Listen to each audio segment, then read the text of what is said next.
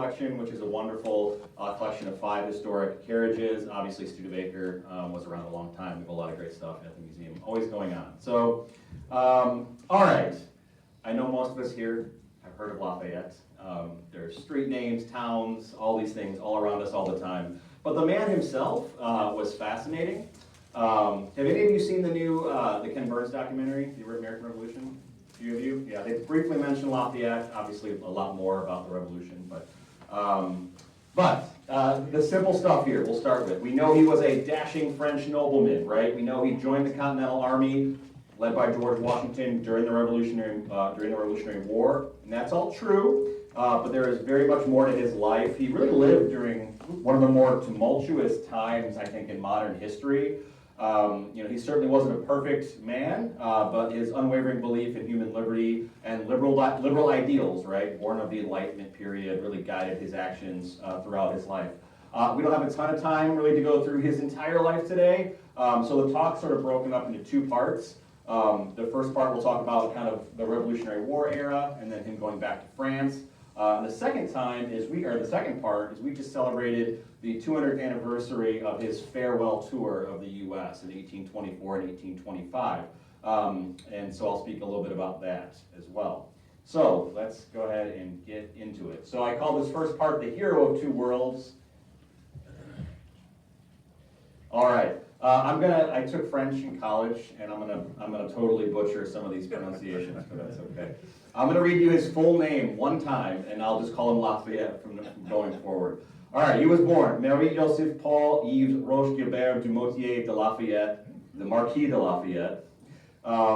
He was born into a wealthy family, in a landowning family in Chevignac, France, south central France, in 1757. That's a more contemporary photograph of the chateau at Chevignac that's still standing today.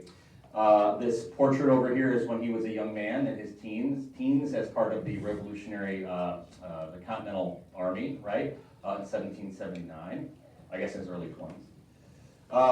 So his father died when he was really young, I think just 2 years old, fighting at the Battle of Minden, 1759. This was Anglo-German army fighting the British, right? And we think that his father's death at his young age may have fueled some of his anti-British sentiment later in life. So he did marry Marie-Adrienne François de Noailles. The Noailles were another very wealthy family in France.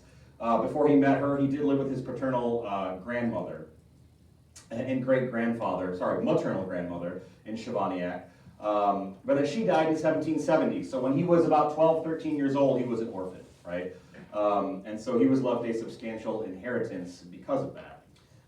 So again, a young aristocrat of the time in France, he carried on this martial tradition, right, of his family. So he joined the Musketeers at age 14. Again, this is around when he met his future wife in his mid-teens.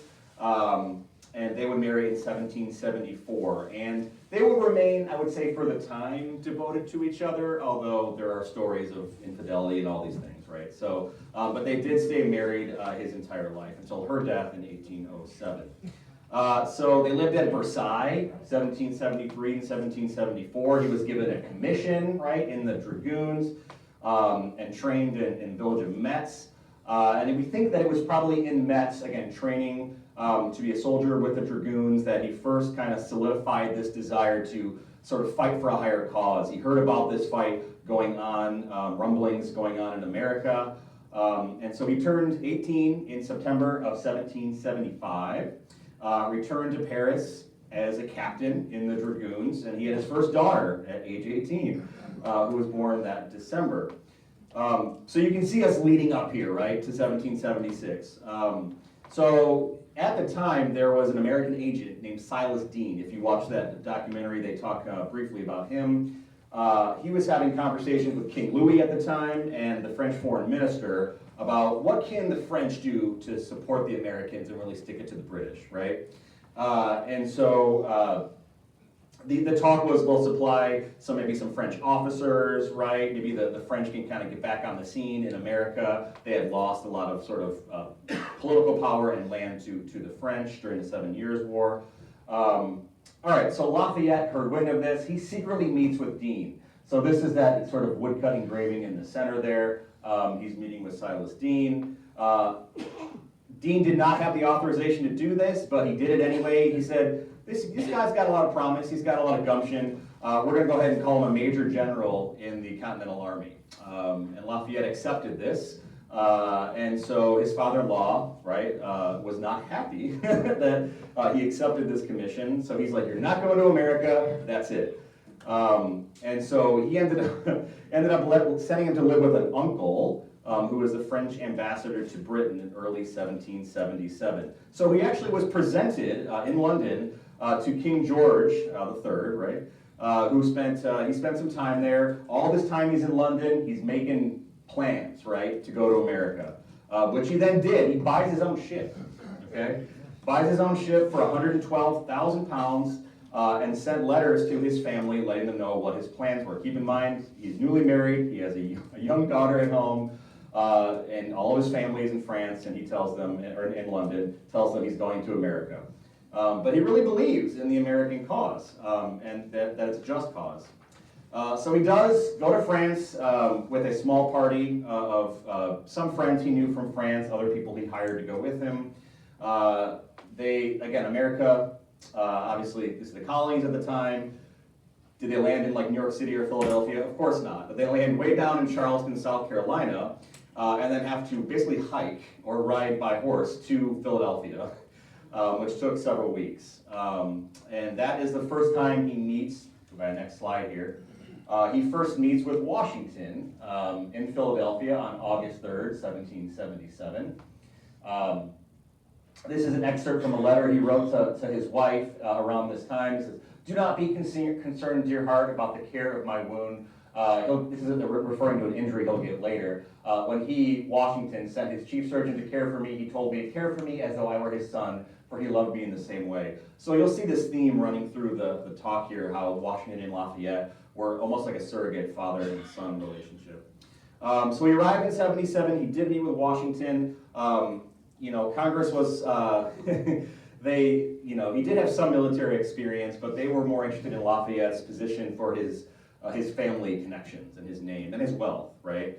And so 77, keep in mind, this is the year after the Declaration of Independence was signed. So we're pretty deep, we're a year into the war at this point, and it's not going very well for the Americans. All right, so again, this is end of July, August 1777. He meets Washington. Washington's very impressed by Lafayette. He's initially really not given a real command, right? He's untested at this point. But he did see action. The first battle is the Battle of Brandywine Creek. This is a later painting of Washington and Lafayette on horseback at the Battle of Brandywine Creek. This is September 1777. This was a pretty big defeat for the Americans that led eventually to the fall of Philadelphia. But Lafayette did help organize some of that retreat. And as they were retreating across the bridge, he was shot in his calf, I want to say. So he did sustain an injury. So you can say, he's bleeding for the American cause, right? And so I think that helps both the Washington and the command, but also other soldiers be like, this guy's, he's got something, right? So he returned to the field after a couple of months, and at this point he did receive a division command. Go to the next slide here. He assisted General Nathaniel Greene, and you've heard of Nathaniel Greene, in sort of doing some reconnaissance of the British in New Jersey. And then in November of 1777, they defeated a much larger Hessian force at the Battle of Gloucester, which was his first victory, right, during the war. Now, a lot of you might recognize this scene on the right here. So this is Valley Forge, right? So winter of 77, 78, Lafayette stayed with Washington and his camp at Valley Forge and shared with the same hardships as the rest of the troops. And this was where the Board of War at the time are preparing their invasion of Quebec, right, from New York City. From New York State. That did not end up panning out, but Lafayette was crucial trying to recruit some of the local Native American tribes to the American cause too. So he's kind of moving around. I mean, he's sharing all the hardships and stuff going on with Washington and the rest of the American forces. All right, so France formally recognizes American independence in March 1778. And all this time, Lafayette's been writing letters and trying to like build communications, right, between the Americans and French leadership, including sending a French fleet to help the Americans, right? And that completely changed the dynamics of the war at this point, right? So this prompted, again, the British to concentrate all of their land and naval forces in New York City. And then there's a series of battles, right? 78, 79. There's the Battle of Barren Hill, the Battle of Monmouth, the Battle of Rhode Island. And then in 78, Washington actually told Lafayette, okay, you've been here a little while. You have a family at home. He granted him leave to go back to France. Again, it'd be helpful to have that connection back to France as well. So again, Lafayette goes back to Paris, February 1779. What happens? You got arrested. Yeah, the king is not happy with him, right? So he was actually briefly placed on house arrest, although a lot of the people, right, in France kind of gave him a sort of hero's homecoming. All right, so, and there's another American over in France at the time. Does anybody know who it was?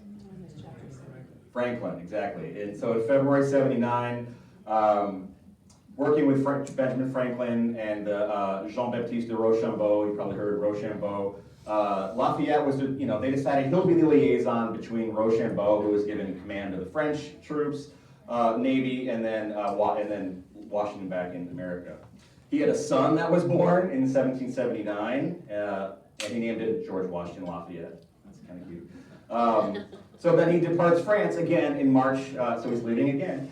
In March, he arrives in Boston on April 27, 1780. You can see the war is kind of coming to a head here, but the American cause, again, not doing very hot at this point. We have several defeats, especially in the South. And so Washington is trying to get more troops, get more provisions. So Lafayette's put in charge of another division, patrolling New Jersey and New York State. He spent part of that winter in Philadelphia, sending letters to France, again, continuing to lobby for more support. All right, so the war finally comes to a head, 1781, in Virginia, right? So Washington had Lafayette reform his force and link up with the Baron von Steuben's force in early 1781. They're continuing to evade that General Cornwallis, right? Finally, they kind of pinned Cornwallis down in Yorktown in Virginia. And this is obviously the Battle of Yorktown. We have Lafayette, Hamilton, other sort of well-known military figures, right? Stationing artillery around the town. And then effectively they're pinning Cornwallis at Yorktown between the French Navy, which is kind of right off the coast, and the American forces. So we win this battle. I don't know if you guys know that, but that's it's an important part of it. Yeah, so we win. If you've seen Hamilton, it's one of the best parts of the play. I love it, the musical. So they win. And at this point, what does he do, right? Lafayette luckily did not sustain any injuries this time. Cornwallis did surrender on October 19, 1781. This is not the end of the war. The last major land battle was at Yorktown. The British still held New York City and some other port cities. But by this point, the French support at this point was crucial. They wouldn't have won without the French Navy. So, Lafayette knew he was needed back in France. There's a tearful farewell between him and Washington. And so he, again, is welcomed home a hero this time. The king, I think, knew that there was no stopping sort of this momentum, and that Lafayette was a hero in America. So he did receive sort of a hero's welcome home in 1782. He was promoted to a position called the Maréchal de Camp, and made a Knight of the Order of St. Louis, right? So obviously stuff's still going on. The Treaty of Paris was signed in 1783, and then Lafayette continued to work with Thomas Jefferson as the Americans kind of formalized the peace and kind of worked to establish trade relationship with France and other countries. What I don't have a lot of time to spend on, but just to give you more of an insight into Lafayette, he was a lifelong believer in abolition, right? And so obviously he lived in France. He was never a slave owner or anything. He actually tried to convince Washington on several occasions to free his slaves. And Washington's response was always like, it's not the right time. We're just forming a new country later. So throughout his life, he was always a pretty avowed abolitionist. He started a group in France called the Society of the Friends of the Blacks. And this is a whole other story. But he even purchased a plantation in French Guiana with the aim of sending freed slaves there. So Lafayette did visit America one more time in 1784 and 85 until much later in his life. But really, starting in the mid-1780s, the French Revolution consumes his life and the rest of France. You could give a whole series of talks on the French Revolution. Obviously, the American Revolution sort of set the stage. This is sort of that beginning of the Revolutionary era, right? You can argue that in some ways the French Revolution was bloodier than the American Revolution, but it was a completely different sort of situation. So Lafayette's in a tricky position here, right? His family is well known in France. He's an aristocrat. If you know anything about the French Revolution, it was very much anti-aristocratic, anti-royalty. And so he has many ties to the royal family and other members of the ruling family. But he really did believe that it was the people of France who ultimately needed to decide what was best for their country, sort of like what happened in America. The people needed to fight, right, to establish their own country. And so it was, not the king. It was not sort of this ancient regime, right? So what he advocated was a constitutional monarchy. You still have a king. He's sort of a figurehead, and then it would be the people ultimately in some sort of, sort of Americanized Congress that would decide rules for the country. And that meant, again, creating a constitution. So the king would share power with other branches of government. All right, so the King Louis calls what's called the Assembly of Notables. There was this huge fiscal crisis in France at the end of 1786. Lafayette, saw this as a chance to really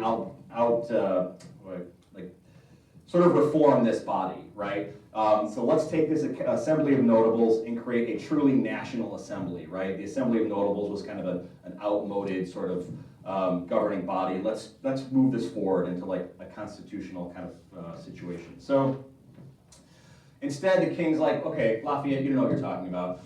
We're going to convene something called the Estates General in 1789. So these are the three estates of France. It was the clergy, the nobility, and the common people. And each of those estates got one vote for what they wanted to do. And so if you're curious, the common people represented 98% of the population, and then the clergy and nobility are the other 2%. So it's not fair, is one word to say. So Lafayette and others who believed how he believed were pretty not happy with this. They thought the common people should have more of a voice, and so they broke basically with the clergy, with the nobility here, and declared a new group, this National Assembly, okay? And so this is the famous tennis court oath by Jacques-Louis David in 1791, this painting. It depicts they reassembled in this tennis court near where the Estates General was convening in Paris, and they basically kind of decided to write a new constitution. So that's where we get very similar to the Declaration of Independence in our Constitution, Declaration of the Rights of Man and the Citizen. And the king was under a lot of pressure here. There's a lot of power in this assembly. And so eventually he did acknowledge the authority of this National Assembly, but by this point, Parisians and people all over France were pretty riled up. And so this is when we get the storming of the Bastille on July 14th, right, Bastille Day, to restore order in Paris. And effectively, this is the beginning of the French Revolution, and Lafayette has been in the middle of this the whole time. And so this part of his life is very chaotic. Again, you could do a whole series of lecture on the French Revolution alone. Suffice it to say, in the following months after the storming of the Bastille, Lafayette was appointed commander-in-chief of the Parisian National Guard. Again, he's kind of walking this uneasy line between keeping peace in Paris, right, but also being part of this new sort of movement. And so the Assembly actually approved this declaration that he did help co-write with Jefferson, right, in October of 1789. But then we have the so-called October Days. You have this big crowd marching to Versailles in response to, again, this ongoing fiscal crisis. There's not enough bread in Paris. So basically the king, again, accepts the declaration, but he flees Paris. He's fleeing for his life. Him and her name I'm just forgetting. Marie Antoinette. Thank you, Marie Antoinette. I knew somebody would know it. They flee Paris, right? An angry Bob breaks into the palace. Again, Lafayette's like, boy, I'm kind of on their side, but I can't let them take Versailles, right? And so he has to restore order. And so that leads to this other famous painting. Here's Lafayette in his very nice getup as Lieutenant General in the Paris National Guard. The painting on the right here, this is a scene, sorry, I just lost my place briefly. The Fête de la Fédération, so July 14, 1790. So this is the first anniversary of the storming of the Bastille. And so this is, again, kind of, basically they're calling this a win, right? I mean, this is the Federation. We saw that this new constitution has been adopted, this new National Assembly. The king has fled the palace, and so you're seeing this sort of transition to a new form of government in Paris. So again, Lafayette's still in the middle of this. And so then you get to the famous Champ de Mars. This radical faction tries to prevent or to petition the National Assembly to either abolish the monarchy or let its fate be decided by a referendum. So we have 500,000 people gathering, or sorry, 50,000 people gathering in France. Again, Lafayette's trying to restore order here. They eventually fire into this big crowd. We don't know how many people died in this sort of massacre, I guess. They actually threatened his home and his family, and so you see his reputation kind of getting a hit here, because some people don't really know where his allegiances lie, right? All right, it's a lot, I know. All right, so we talked about him being promoted to Lieutenant General. He trained to fight in the National Guard, and then the National Assembly says, we want to put France back on the national scene here. And so they want to invade Austria in 1792. Why not? And so again, at this point, Lafayette is really, he's a soldier, right? And so he will do whatever is best for France. All right, he will always fight for France. And so he's posted in Metz. We mentioned Metz earlier. We have radicals taking over Paris at this point in the early 1790s. This is the time where we get into the Reign of Terror here in October 1792. This is where we see the king and queen executed in Paris. And then Lafayette's like, okay, maybe it's time I get out of France for a little while. But he really couldn't escape to the U.S. at this point. It just wasn't possible. He was a known quantity, and there wasn't an easy way to do that in this political climate. So he tried to take refuge in Austria, but he was arrested when he tried to escape, and he was imprisoned for 5 years. So again, this is late 1792. Who was able to secure his release 5 years later? Any guesses? Not Jefferson, not Monroe. Napoleon, of all people. Napoleon, yes. Yeah, France is it's a mess right now. All right, so this is the beginning of the Napoleonic era, right? So he was able to secure his release, because Napoleon needs the support too from the sort of traditional French families, aristocrats. Lafayette at this point was sort of a man without a country, right? He considered himself, a Frenchman through and through, also an American, had taken or was imprisoned in Austria. And so Lafayette would not swear his allegiance to Napoleon's government. He didn't see it as legitimate. And so again, he's a man without a government. And the government at this point was called the Directory.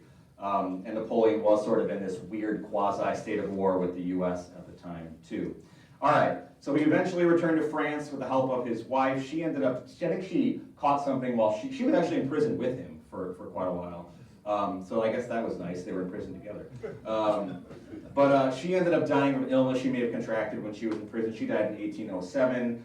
He had lost most of his remaining wealth and property in that interim, right? When you're out of action for 5 years, there's really not much you can do. So he moved to his wife's ancestral home in La Grange in France. Again, this is an extraordinarily turbulent time in France. We go from the Directory to the Consulate to the Empire under Napoleon. Lafayette stayed out of the limelight. He's staying at La Grange at this point. And then this is, again, 1807, 1808, so he's in his, 40s 40s at this point, right, into his 50s. And so Jefferson actually invited him back to the U.S. at this time. He thought, hey, we just purchased this huge piece of land with the Louisiana Purchase, which was supposed to help fund, right, Napoleon's wars in France. And I'm like, that's a pretty good gig, right? But he declined, saying he had too many personal problems going on in France, and there's still a lot of work to do in France. And so, again, there was this sort of icy relationship between him and Napoleon. I'm kind of falling behind here with my slides. But here's some illustrations of Lafayette when he was in prison. All right, just some other images during sort of the Napoleonic era, right? Yeah, so this icy relationship with Napoleon, I love this. So Napoleon actually offered Lafayette in the seat of the Senate and the Legion of Honor several times, but Lafayette always declined, saying he would gladly have accepted those honors from a democratic government, right? So I feel like that right there is sort of Lafayette's belief system in a nutshell, right? He didn't see Napoleon as a legitimate leader and his government as democratic, so which it wasn't. All right. So again, he stayed in LaGrange during this power during this era as Napoleon's power sort of waxed and waned in Europe. Obviously, we know Napoleon's power didn't last forever. We'll keep going here. We'll come back to this in a second. So we have the Bourbon Restoration, right? 1815. Obviously, Napoleon is defeated at Waterloo. And Lafayette, again, continued to refuse Napoleon's calls to be a part of his government. Obviously, Napoleon was exiled and came back. That's what you're looking at in the last slide, was that march on the Concord. So he's 58 years old at this point. He's tired. He's been involved in, again, several of these mixed kind of reviews here, but he was known to associate with some other sort of revolutionary conspiracies during this era, both in and outside of France. And so it's better that he just kind of lays low. And that really brings us to the early 1820s here. Again, he's getting up in years. He's kind of ready for a change. Would love to escape kind of France for a while to kind of let things play out. And we get to part two here. So I call the American Odyssey. And so somebody mentioned earlier President James Monroe here. The United States was looking to celebrate at this point its upcoming 50th birthday. And so who best to kind of represent this anniversary but one of the last living generals of the Revolutionary War, which was Lafayette. And so Monroe invited him to a tour of the country in 1824. He called it partly to instill the spirit of 1776 in the next generation of Americans. Because by this point, right, the folks who remember the war would have been up in years, and there just weren't many people left who fought, bled, who lived here at the time. Washington had died, I think 1799 he died. And so he'd been dead for 25 years at this point. So Lafayette goes. And he was accompanied by his son, George Washington Lafayette, another young officer named Auguste Lavoisier, and his personal secretary, Bastien. So four of them, they arrived in New York City aboard a merchant vessel on August 15th, 1824. So we'll go to the next slide. Here's a couple of portraits of Lafayette made in 1822. So this full-length portrait by Ari Scheffer actually stands, I think, in the Capitol building. I forget if it's in the Senate or the other chamber, but yeah, it's still standing there today. Obviously, clothing and styles have changed a bit since he was a young man. So he arrived in New York City, next to Castle Garden in Manhattan's Battery Park. So this was a really big deal. It's really hard for us to compare it to anything else these days because he was sort of a living legend at this point. Everybody knew his name. And so you see a lot of illustrations and woodcuts made at the time. So this is an artillery regiment kind of saluting him at his arrival at Battery Park. Here's, again, all the people waving flags, there's parades, there's cannon fire. I mean, many, many thousands of people showed up to welcome him when he arrived. So 50 to 80,000 people, they think, when he arrived in New York City. All right.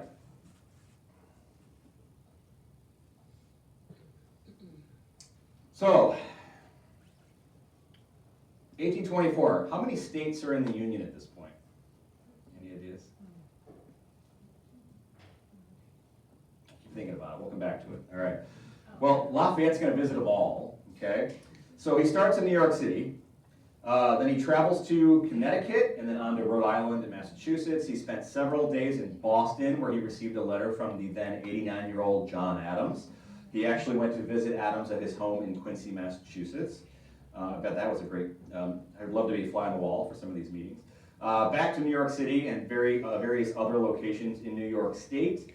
Celebrated the 47th anniversary of the Battle of Brandywine on September 11th, 1824. Then he goes on to Philadelphia, so this is a woodcut of his parade through downtown Philadelphia. This was in October. You can see, I love that there's an obituary of this gentleman who died on the same day as Lafayette paraded through Philadelphia. I'm going to read it because it's kind of funny. Say, obituary, died on the 28th of September last, Louis D. Carpenter, Esquire, of this city. This bereavement has caused a peculiar sentiment of depression and regret among his family and friends, not only from the value of his character, but from its occurring on the day when every heart was prepared for joy and exultation upon the arrival of General Lafayette in Philadelphia. We're really sad he died, but Lafayette's here. That's a huge bummer, you know? So, and this was common, right? I mean, people were, like in lining the streets, like imagine like a political candidate today, like shaking hands and kissing babies. That's what he was doing.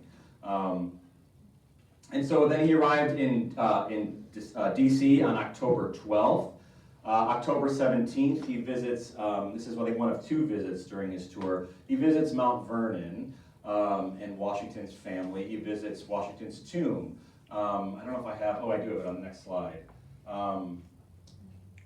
This is the image on the left. This is a painting done much later, but this shows Lafayette and Washington as they would have, looked probably when Lafayette was there during the war. This illustration on the right shows an older Lafayette visiting Washington's tomb at Mount Vernon. So contemporary reports say he was there for a while, and I'm sure it was really an emotional reunion for him to be there. All right, so October 18th, he arrives by steamer in Yorktown, Virginia for festivities marking the 43rd anniversary of the Battle of Yorktown. October 25th, he arrives in Richmond, Virginia. He briefly reunites, this is kind of a neat story too, with a gentleman named James Armistead Lafayette, who was an enslaved man who served with Lafayette in the Continental Army. He actually took his name because of how close the two were and how much he respected Lafayette. November 2nd, he leaves Richmond for Monticello, Jefferson's home, where he has a tearful reunion with Jefferson. From there, he mostly stays kind of in the mid-Atlantic region for a while and spends the winter of 1824 and 25 in D.C. All right, so in February 25, he goes south, right? Traveled overland to North Carolina, and then on March 4th, visited his namesake town of Fayetteville, North Carolina. From there, his party went to South Carolina, on to Georgia, Alabama, then to New Orleans. So they depart by steamer towards Baton Rouge. They stopped in Mississippi, Missouri, and finally St. Louis on April 29th, 1825. This is about as far west as he would have gone. This is kind of the frontier at the time, right? He's in St. Louis. The Illinois governor at the time, Illinois had not been a state that terribly long, or Indiana by that point, hosts a party for him in Kaskaskia, Illinois. And that was, fun fact, once the French capital of Upper Louisiana, and some of the dignitaries there included Alexander Hamilton's son, William. So, kind of neat. All right, one of my kind of more interesting parts of the story, May 8th, 1825, they're taking a steamboat up the Ohio River, right? This is his only visit to Indiana during his tour. His steamboat sinks in the Ohio River overnight, May 8th onto May 9th. They're not sure what happened. They hit like a sandbar or something. Anyway, everybody gets safely to shore. Lafayette spends about a day or two near Canalton, Indiana. This is his only time. Was from about May 9th to May 11th. And they did safely recover a lot of their money, but most of their stuff was lost in the sinking. So he continued that journey on the river to Louisville. He then visited other cities in Ohio and Kentucky, and then Wheeling, Virginia, not West Virginia yet, and then on to Pennsylvania. And they reach Erie, Pennsylvania on June 3rd, 1825. He gives a speech at a tavern in Lafayette Square in Buffalo, New York.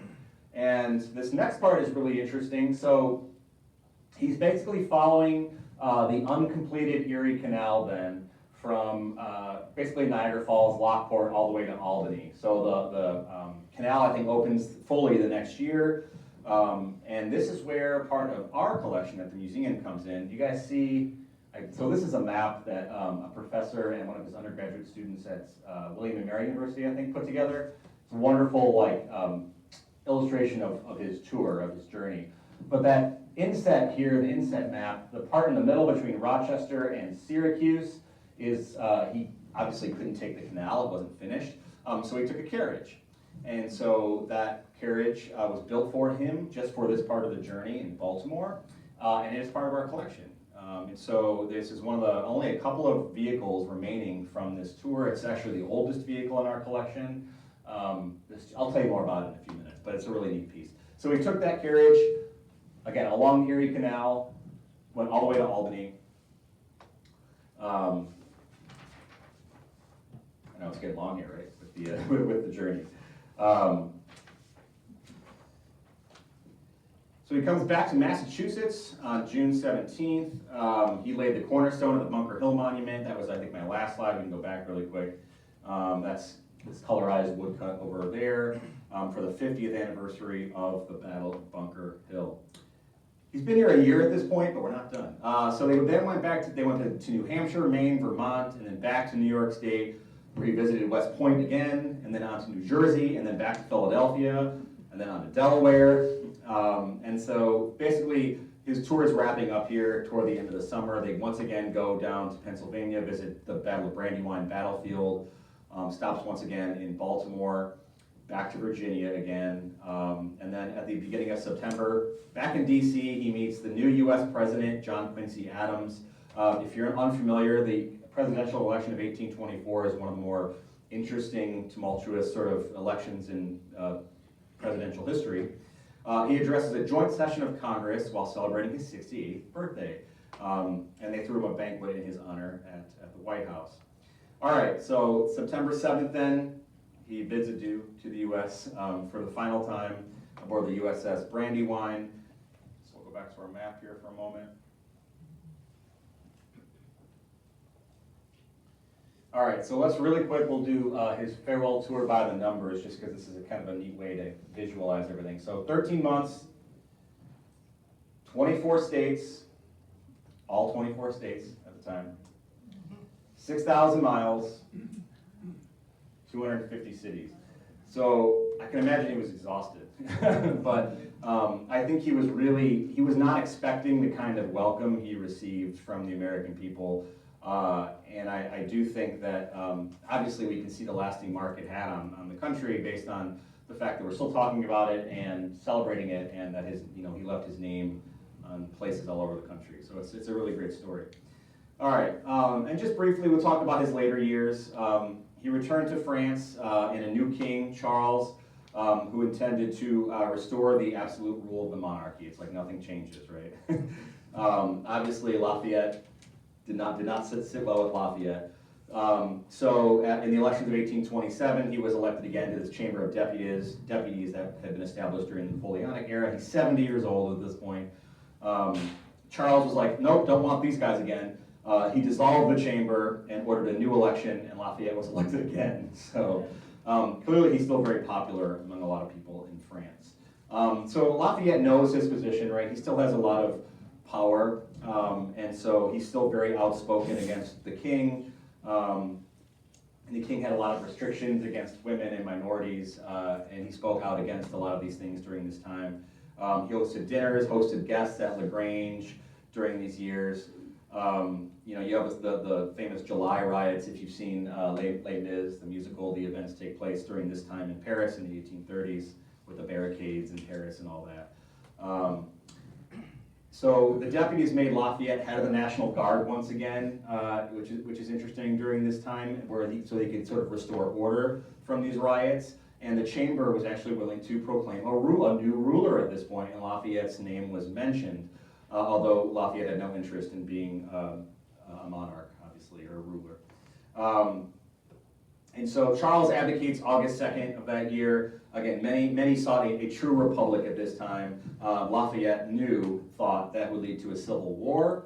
And so there was some other sort of political backhanding during this time. His friend, the Duc d'Orléans, Louis Philippe, tried to get him back in and be more politically active, but Lafayette kind of declined and kind of broke with a lot of folks at that time. So he gave his final talk to the Chamber of Deputies on January 3rd, 1834. That very next month, he actually contracted pneumonia, and he died on May 20th, 1834. And so the king at that point actually ordered a military funeral because he didn't want the public attending a funeral. He thought there would be unrest and riots and all this stuff. So 1834, he is buried next to his wife in Paris. And so I think in terms of legacy, I mean, we can say a lot about Lafayette, right? We talked a little bit about his anti-slavery, his abolitionist sentiments. Those certainly solidified as he grew older, but he never kind of wavered on that stance. His friend John Lawrence, who some of you might remember from the Revolutionary War as well, influenced a lot of his thinking with that too. John Lawrence was a very, very outspoken abolitionist, even early on. All right, so throughout his career as a statesman, Lafayette befriended Native Americans, defended the rights of French Protestant and Jews before and during and after the French Revolution, spoke out against capital punishment and solitary confinement, supported women in their ideas and his causes. So in many ways, he was a man of his time, but also really, I think, embodied many of these Enlightenment era ideals. Personally, I think really he is unmatched in history for his devotion to both human liberty and Republican institutions. And even today, I do think we owe him a debt of gratitude because history could have gone very differently. So the last things I'll leave you with, if you're interested in Lafayette and his life, these are several books. The one on the left I read a couple of years ago. It's a great story about really his whole life. Some other books about his impact during the Revolutionary War and beyond. There's a book that just came out by Ryan Cole, who we are hosting at the museum, I think in June, to give a talk, more kind of digging deeper into his tour, called The Last Adieu, Lafayette's Triumphant Return and the Grand Celebration that United a Grateful America. So if you're interested in learning more about Lafayette, he'll be speaking in June. You can get his book. I mentioned that it was the tour bicentennial of the last couple of years, and so there's a couple of organizations that have, not just recently, I mean for several years now, been promoting Lafayette's legacy around the country. You see the sort of bicentennial commission. There's also the Lafayette Trail. And so many of you probably see all the historical markers around the states. This organization actually has markers up at locations he visited on his tour. So at cities and states around the country. Again, there's not many in Indiana and Illinois, but they're on the route, especially out east.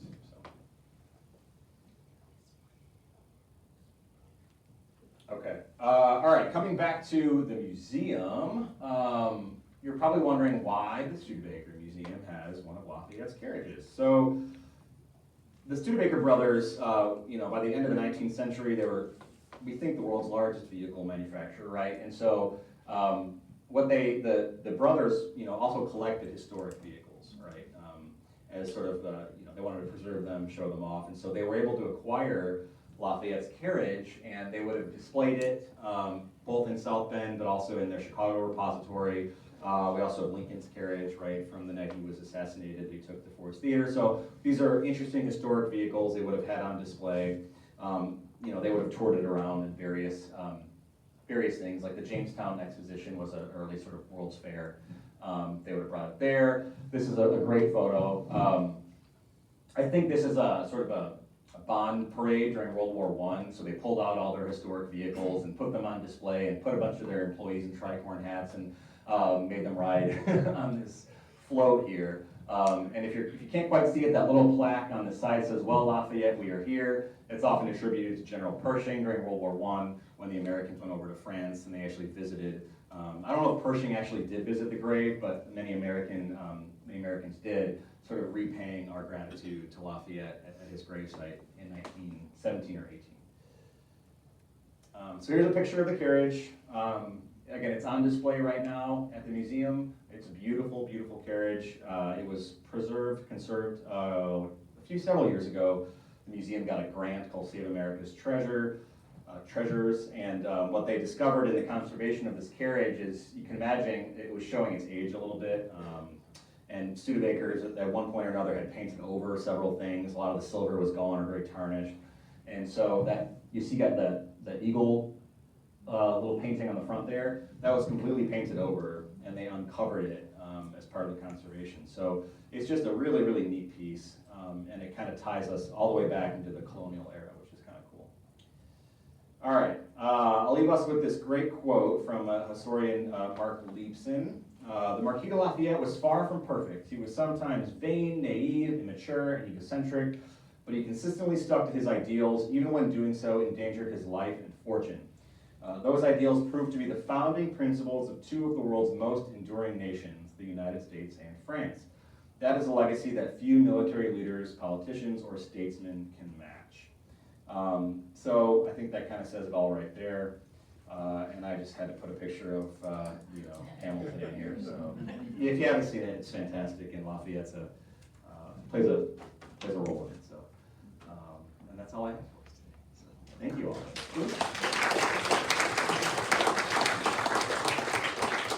If any questions, I'm happy to stick around.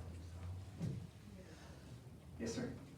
Is Lafayette related in any way to our Lafayette, the trader, the explorer, went to St. Joe? That's a good question. I feel like I should know the answer to that. I don't. I don't know. Yeah. I don't know. Yeah, I mean, they were 100 years or more apart. They were. I was gonna say it's at least 100 years apart. It may have been a distant relation. I'm not sure, but I'm sure we could find that out. I like that. So, yeah. Anybody else? I got another. Yeah, go for it. When I was in Mount Vernon one time, by the front door, I believe they said there was a key. Yes, to the the key. Bastille. Yes. Can you talk about that a little? Yeah, I think I want to say that Lafayette had nailed that to Washington as like a token, So he was still alive. I think he was still alive, and Washington cherished that key. Yeah. The fact that it's still on display meant that it meant a lot to him before he died, and so yeah. I could do a whole talk on just their relationship, but they were very close, and Lafayette was gutted when he died. But yeah, I mean the fact that he named his son after him, yeah. I want to go back and see that key. I haven't been there a long time. All right. Yeah. Wasn't there another Frenchman that toured about that time, Alexis de Tocqueville? I'm familiar with the Tocqueville, but I don't know. A Tour of America? Yeah. He may have. About 10 years later. Was it? 10 years later? Okay. That sounds right. Yeah. Yeah, I'm not sure. I don't know the details of that, but I know the name. Kyle, we have a couple of people here from the DAR, and we need to get a picture of you with them because they brought their Lafayettes. So Excellent. we have flat Lafayette. I love it. So we want to get that picture. Is there anybody that needs anything? Is there anything that the museum can do to help you today? Okay, great. Thank you very much, Kyle. We appreciate you coming.